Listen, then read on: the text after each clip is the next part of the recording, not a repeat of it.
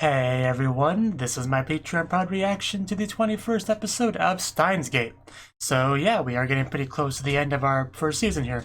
Now last episode, we finally managed to get the IBN back, which is a pretty big deal because we've been looking for that thing for a while after undoing several emails, and it was a rough thing to do.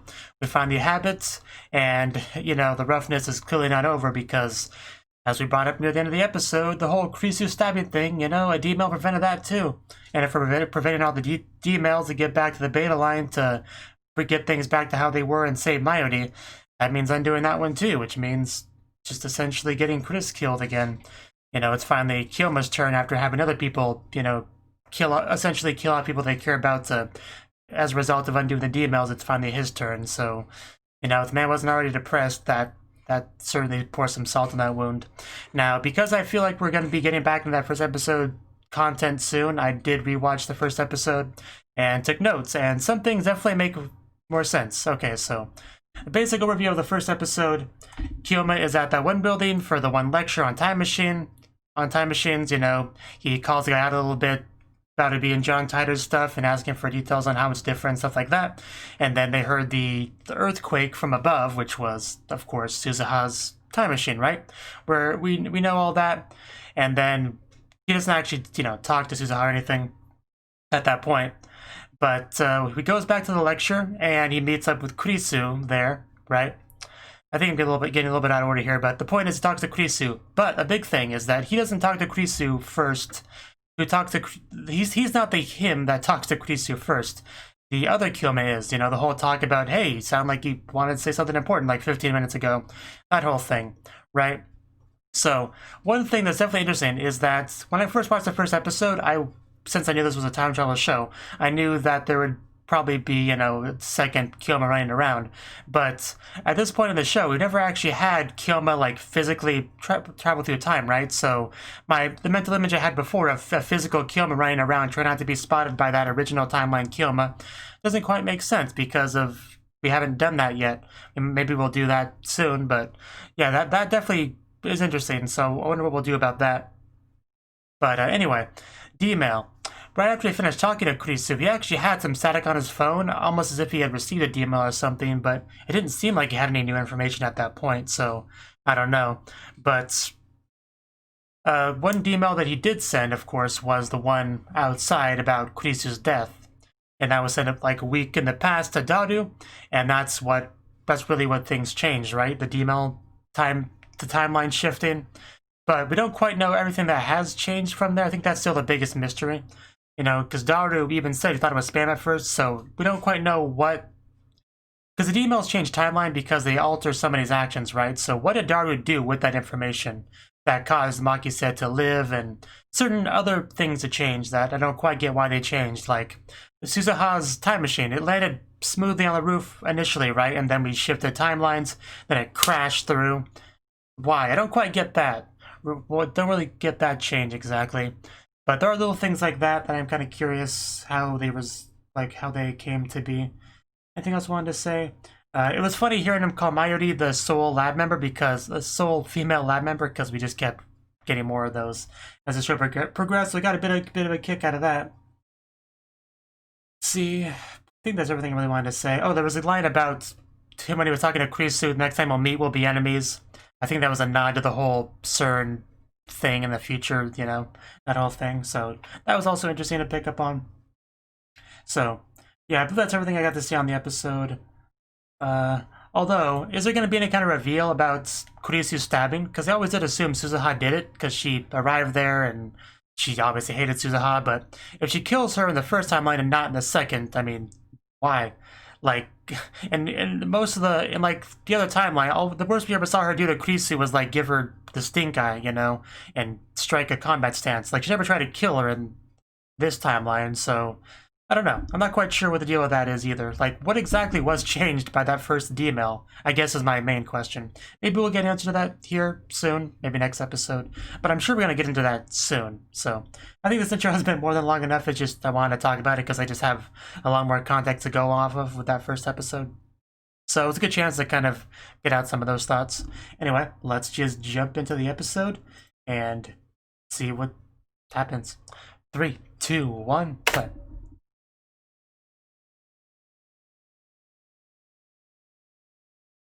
Yeah, I'm aware. Getting cold feet. You can't cancel the Kraken. And our opening. Like, I understand not wanting to get Kurisu killed, but this is the same Mayuri. Let's not lose focus on that.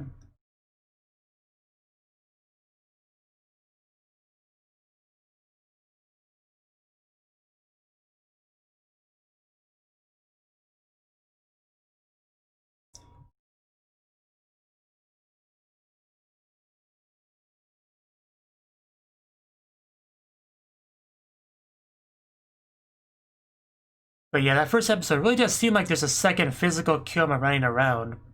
So really just curious how they manage that, because we haven't seen any physical time traveling from their lab. Just been Suzuha. So I don't know how they could do that, but I can't think of any other way that first episode makes sense with, you know, Kyoma hearing another Kyoma screaming. Just...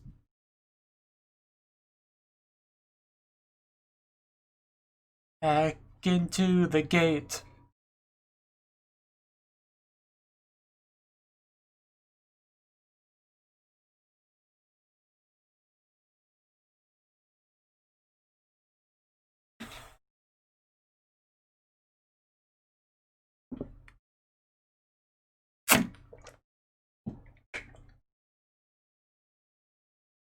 Yeah, considering what other people sacrifice to undo the DMLs, it is a little bit messed up for Kyoma to try to cancel it here when it's, you know, his turn to give something up. Paradox Meltdown.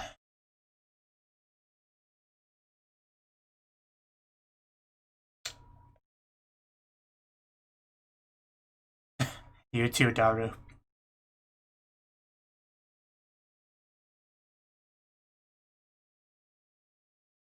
Please do, Kurisu. I don't believe you. Wallowing in depression, it's what he does a lot lately.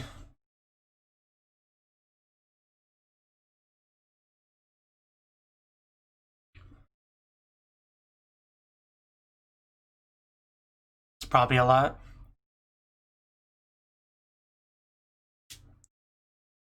It's no Dr. Pepper, though.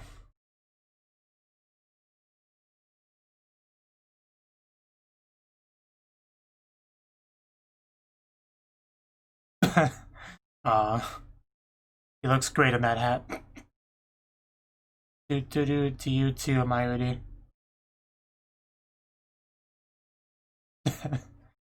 Oh, I know. Oh, wow, now we're talking. Yeah, this is straight up comic kit.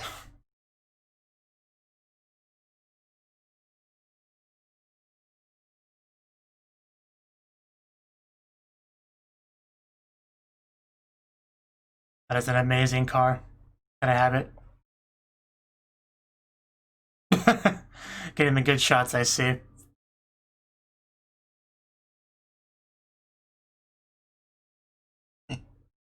Oh, she got her hat back. I guess it does look better on her.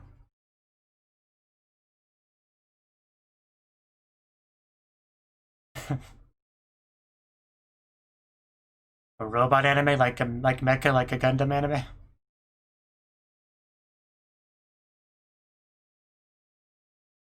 Kirari, I think that says.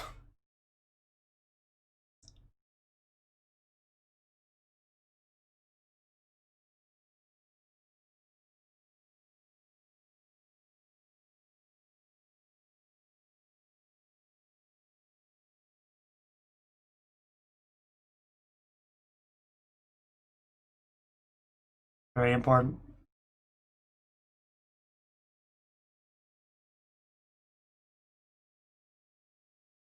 Trust me, there are assassins around. Call them rounders.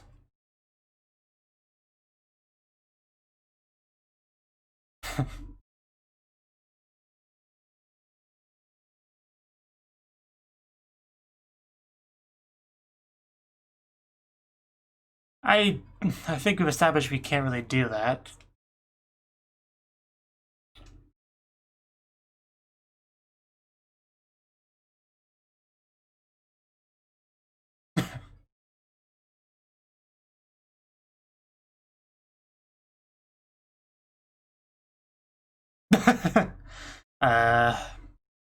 Yeah, maybe you shouldn't have seen that.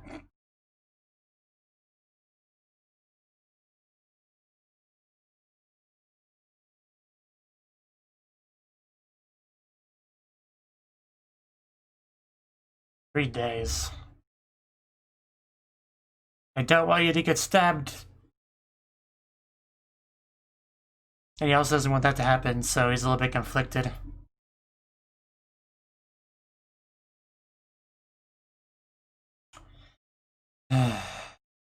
I wish you could, but I really don't see that happening.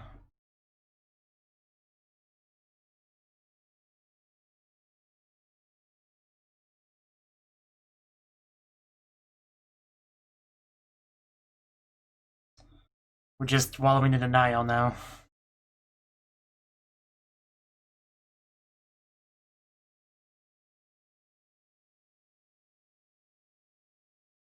You also can't help if you're stabbed.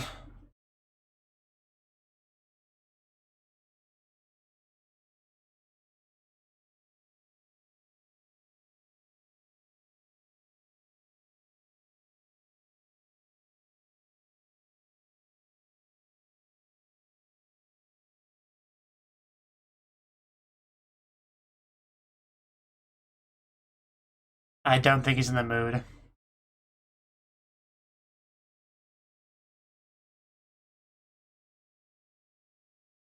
Just don't see the line, Mayuri.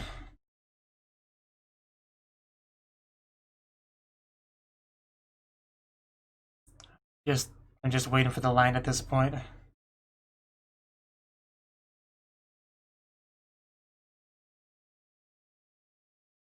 But yeah, she knows something's wrong. I mean, it's pretty clear. Not really anything she can help with.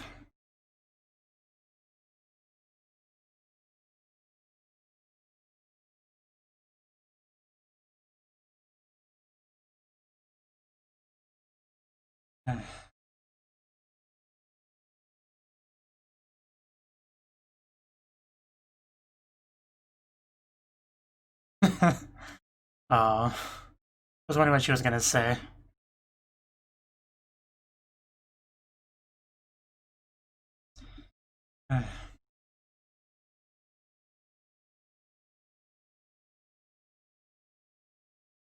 It's a real shame.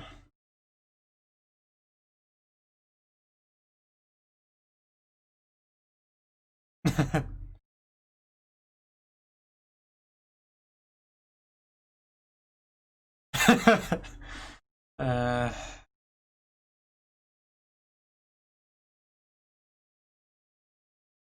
Isn't he always cosplaying though?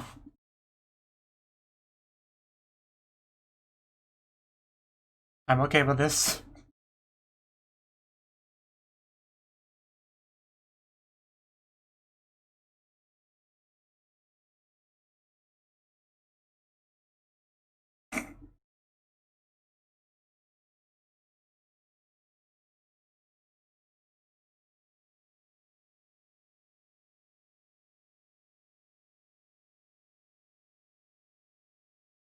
And here we go.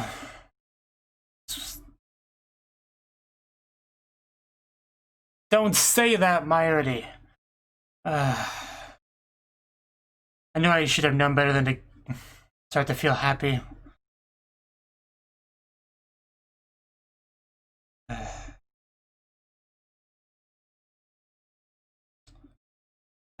Gonna 1v1 that car. I don't think this is going to help anything, though. I guess it would end his suffering, though. I don't think it would change much else. And, yeah, of course.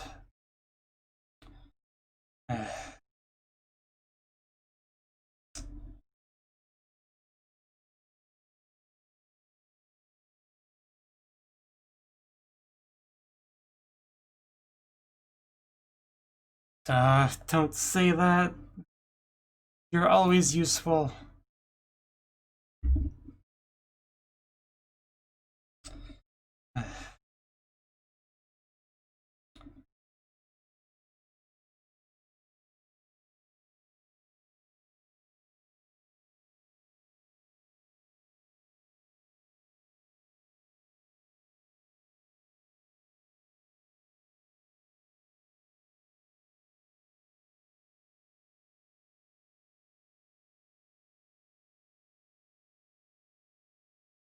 It's really not.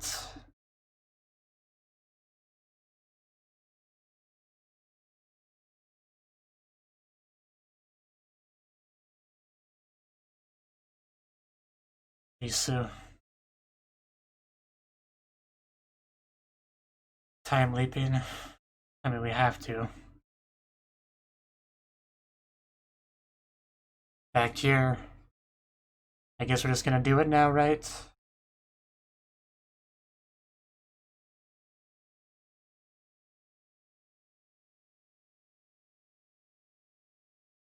Okay, back forward.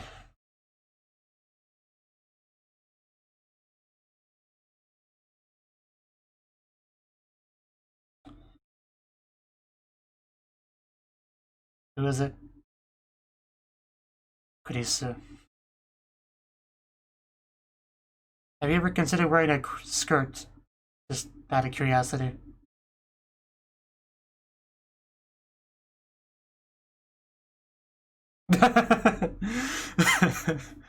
I love you, Tsundere Kurisu.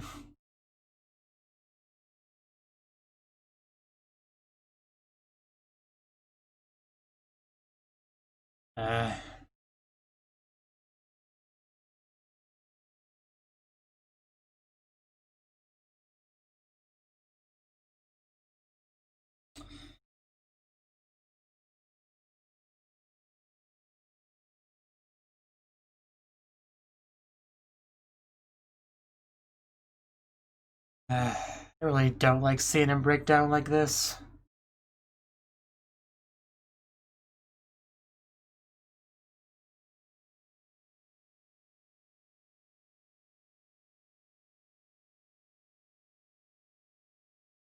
It's really hard to keep track of what everyone else is aware of.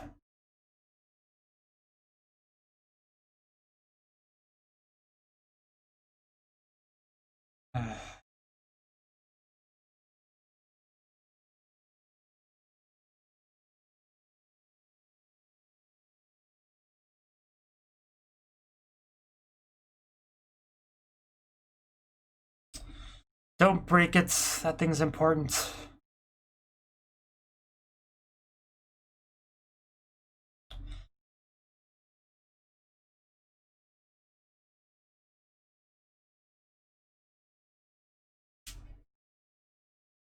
His life is kind of a bad dream.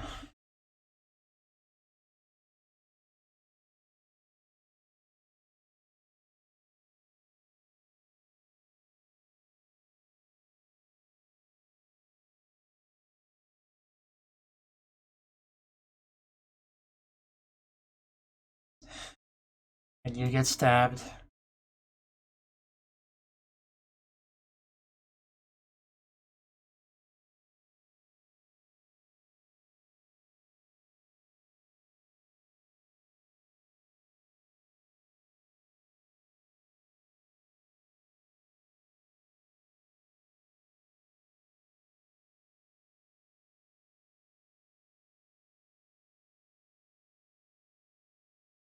Means being without you.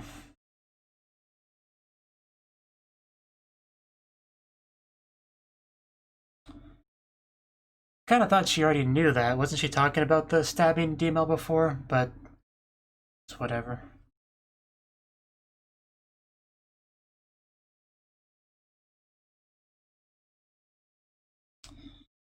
I was about to say, somebody please answer that.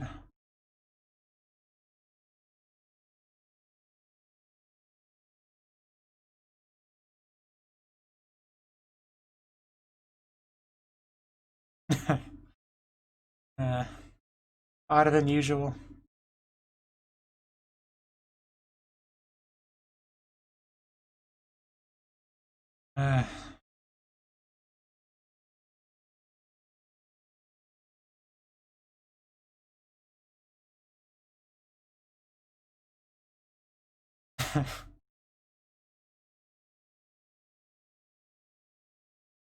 Yeah, close. The four Saint Beasts, as Yu Yu Hakusho calls them. In English dub, at least.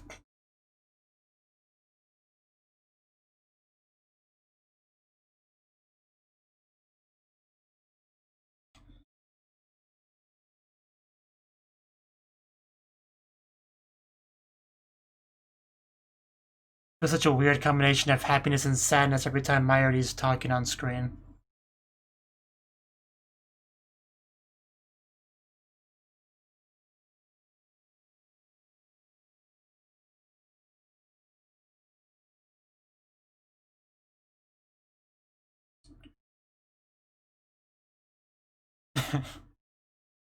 You wouldn't want to do that.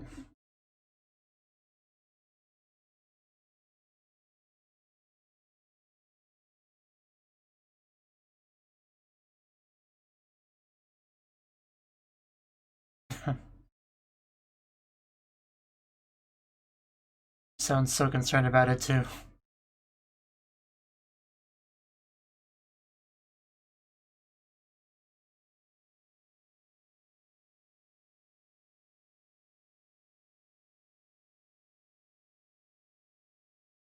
Looks like we might not be doing any kind of episode 1 setting jumping just yet this episode.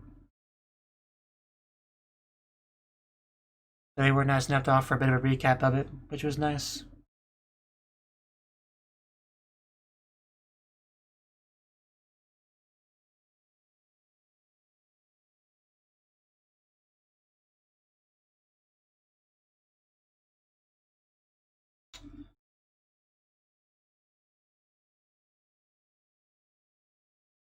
Uh,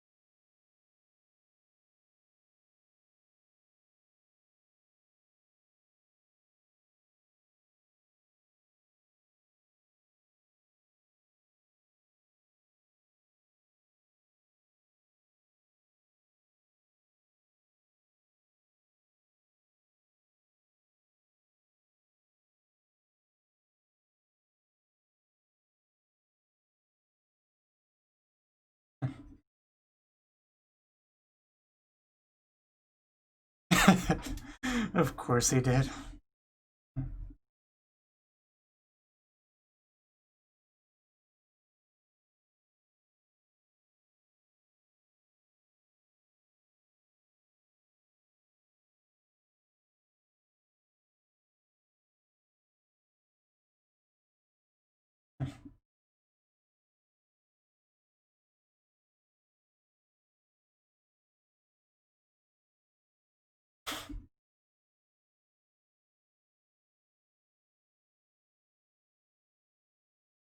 Gotta watch out for those. uh,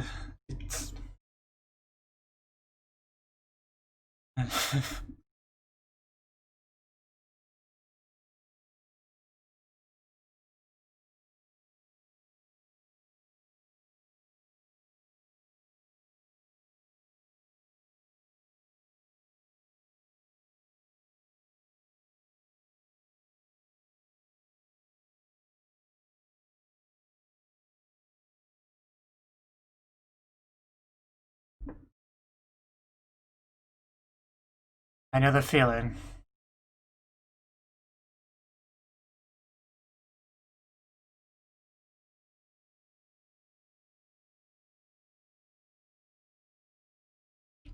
It's kind of hard not to.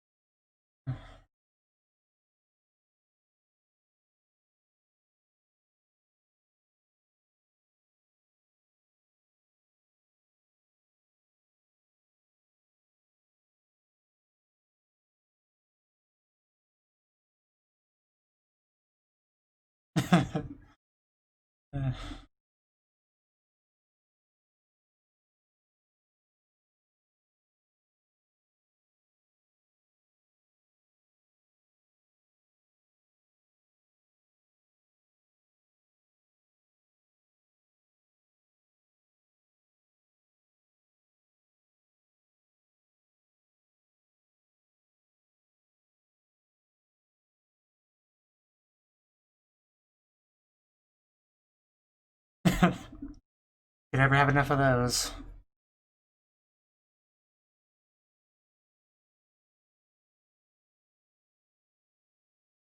Kind of thought the episode was going to end there.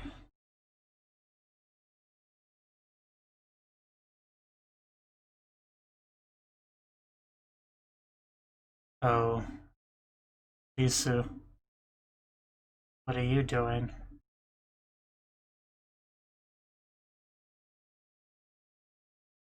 Huh.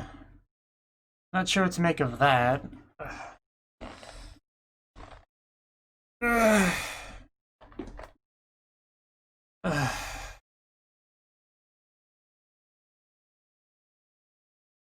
Damn, this was a depressing episode. I swear I was on the verge of tearing up for at least half of it.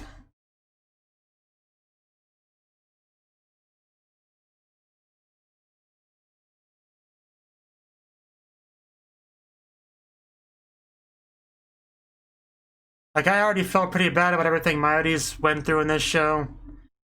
But the idea that she has lingering memories of it, to some degree, just makes it so much worse.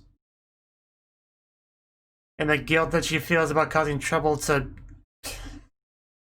It hurts so badly. I don't know how else to put it. This show is just breaking my soul.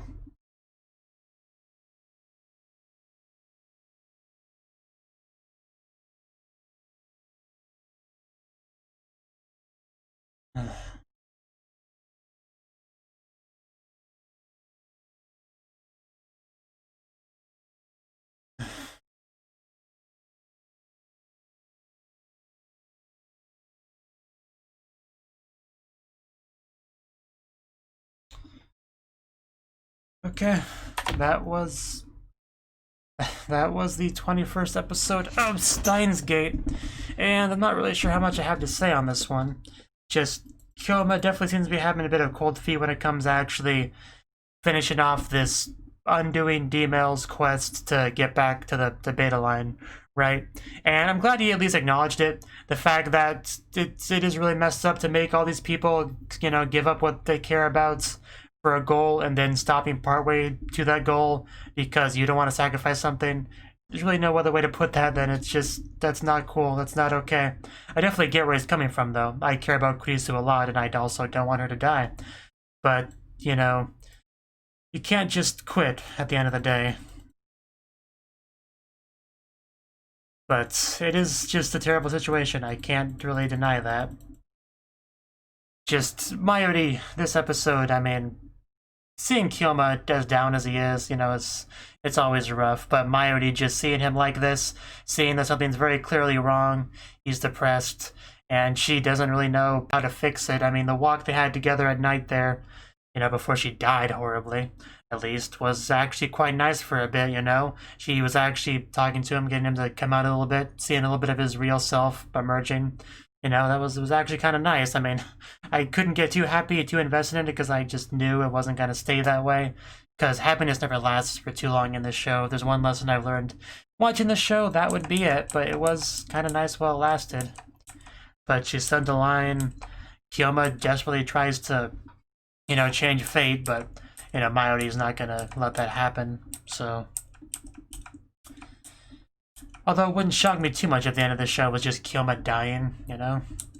The show, I definitely see it having that potential. But I don't believe that's how it will end, though. But if it did end like that, it wouldn't shock me or anything.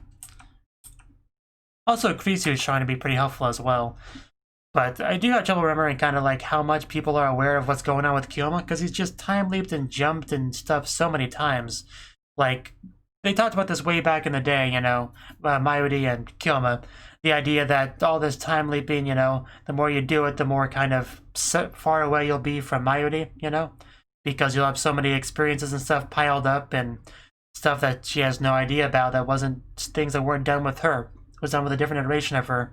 And that really just separates you more and more the more you do it. And, you know, definitely starting to feel that a lot as we're getting near the end of the show and use time leaps just so many times. And but yeah, Krisu wants to help too, but, you know, when the problem is her dying, and there's not that much she could do to help either, really. Kyoma trying to throw the phone, that would not be a good idea. Yeah, the scene with Mayuri at the graveyard, you know, I already thought the episode was pretty sad, but damn did that dial it up to 11. You know, the reveal that she kind of knows, has some idea deep down about these deaths in some degree, you know, and that's got to be weighing on her. Even if she thinks of them as nightmares, it's still doing that over and over again. It's terrible. I mean, even nightmares, even things that are only nightmares, can still be pretty bad. I've had some pretty terrible nightmares in my day that just, you know, completely ruined my day. So, yeah, just having nightmares where you just keep dying over and over again in different ways. That's rough. That's gotta really wear on you, for sure. If it just keeps happening over and over again. But, you know, Kyoma doing what he can to help her too. You know, cheer her up. Getting her, Upa would certainly help.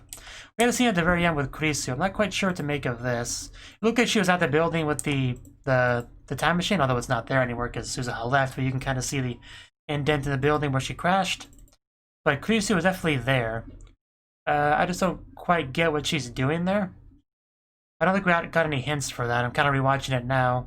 We see her just kind of ominously standing in the dark. We see some red glowing lights. But she doesn't really do anything.